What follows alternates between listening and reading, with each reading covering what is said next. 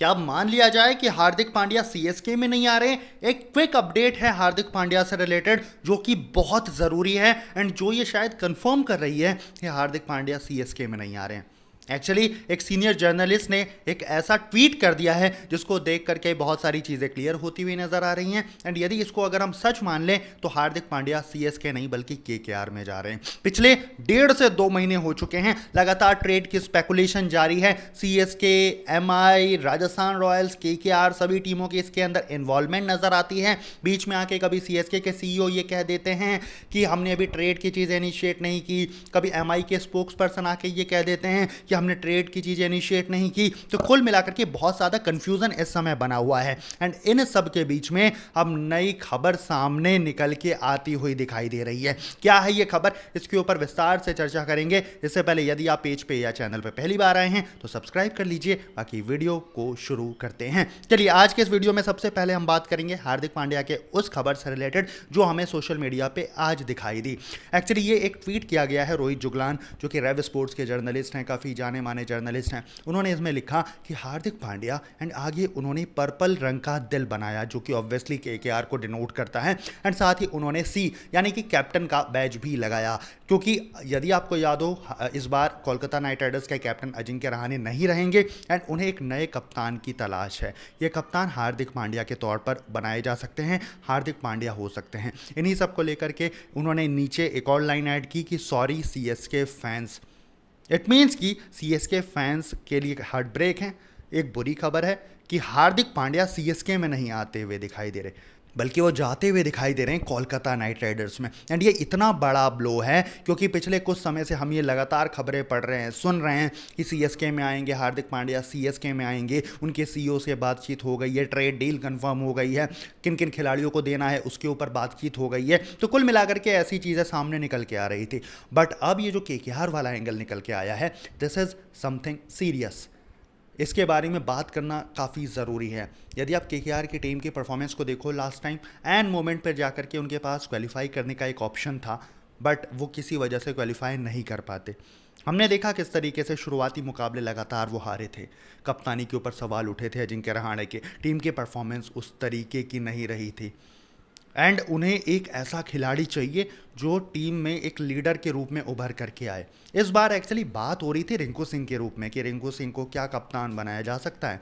Vice कप्तान थे वो पिछले सीज़न में केकेआर की टीम के, लेकिन अभी जो ये खबरें सामने निकल के आ रही हैं ये कहीं ना कहीं काफ़ी हद तक सही भी हो सकती है, क्योंकि केकेआर डू एंड डाई जा सकती है हार्दिक पांड्या के पीछे। हमने कुछ समय पहले ऐसी खबरें भी पढ़ी थी कि फुल ऑन कैश डील करने को भी तैयार है केकेआर हार्दिक पांड्या के लिए। इट मीन्स कि वो उनकी डेस्परेशन दिखाता है, वो उनकी चाहत दिखाता है कि वो किस कदर किस हद तक जा सकते हैं हार्दिक को अपने साथ शामिल करने के लिए। एंड हार्दिक एक ऐसे एसेट हैं जो कि किसी भी टीम के लिए एक प्राइमरी रोल किसी भी तरीके से अदा कर सकते हैं। यदि आप उन्हें कहें कि भाई पावर प्ले में गेंदबाजी करनी है, वो पहला ओवर लेके आ जाएंगे। आप कहिए कि आखिरी ओवर गेंदबाजी करनी है, वो लास्ट ओवर डाल देंगे। आप कहिए कि मिड ओवर्स में आके गेंदबाजी करनी है, वो कर देंगे। पार्टनरशिप ब्रेक करनी है, वो कर देंगे। मतलब is an complete allrounder.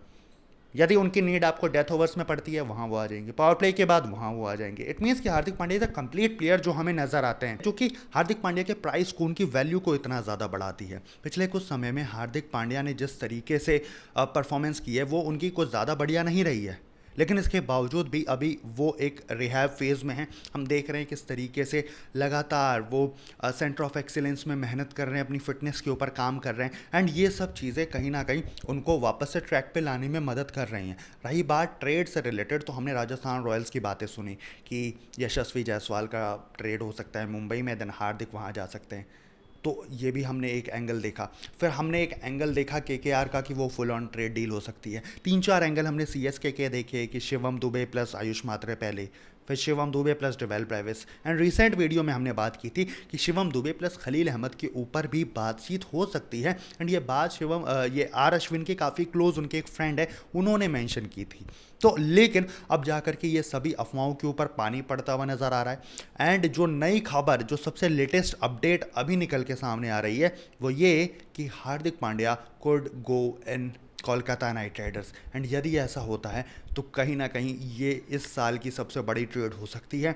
Already हमने एक बड़ी ट्रेड होता हुआ देख लिया है जो कि कुलदीप यादव ऋषभ पंत के रूप में था, बट हार्दिक पांड्या का trade could be father of all trades. इससे बड़ा कोई ट्रेड नहीं हो सकता है एंड इसके लिए हमें अभी भी थोड़ा सा इंतज़ार करना होगा। ऑफिशियल नोटिफिकेशन इसके रिगार्डिंग नहीं आई है, ये सिर्फ अभी रिपोर्ट्स हैं एंड रिपोर्ट्स की एक खासियत होती है कि ये तब्दील होते रहते हैं। जो हम हर वीडियो के अंदर बात करते हैं, हो सकता है कि बैकएंड ये सब चीज़ें चल रही हों, लेकिन क्या ये चीज़ें फाइनल होंगी या नहीं होंगी, इसके ऊपर कहीं ना कहीं एक संशय बना रहता है। रही बात चेन्नई सुपर किंग्स की, उनको नीड है हार्दिक पांड्या की यार, उनको ज़रूरत है एक ऐसे खिलाड़ी की जो ड्वेन ब्रावो वाला रोल था, उस टाइप के खिलाड़ी की। सैम करन को छोड़ने के बाद सीएसके के पास कुछ वैसा खिलाड़ी अभी तक आए नहीं है। सोचो अगर शिवम दुबे को देने पे तैयार हो जाती है सीएसके तो वो कितना ज़्यादा डेस्परेट है हार्दिक को अपने साथ जोड़ने के लिए, आप इससे समझ सकते हो। तो कहीं ना कहीं हार्दिक पांड्या का ट्रेड अभी हमें और बहुत सारे एंगल से गुजरता हुआ दिखाई देगा एंड इसके लिए हमें तैयार रहना चाहिए। बट अभी की अपडेट यह है कि केकेआर इन सब के मामलों के बीच में थोड़ा आगे निकल चुकी है हार्दिक पांड्या को लेकर के एंड वो उनको कप्तानी के साथ साथ अपनी टीम में शामिल करने को तैयार है। क्या लगता है आपको, यदि ये ट्रेड होता है बेनिफिशियल किसके लिए होगा? ऑब्वियसली एमआई से वो चले जाएंगे तो उनको एक नुकसान होगा, केकेआर को फायदा होगा, सीएसके को कितना बड़ा झटका लगेगा? कमेंट सेक्शन में बताइएगा। ऐसी और अपडेट्स के लिए, रेगुलर अपडेट्स के लिए चैनल को सब्सक्राइब कर लीजिए, बेल आइकन को ऑन कर लीजिए। मिलते हैं अगले एपिसोड में।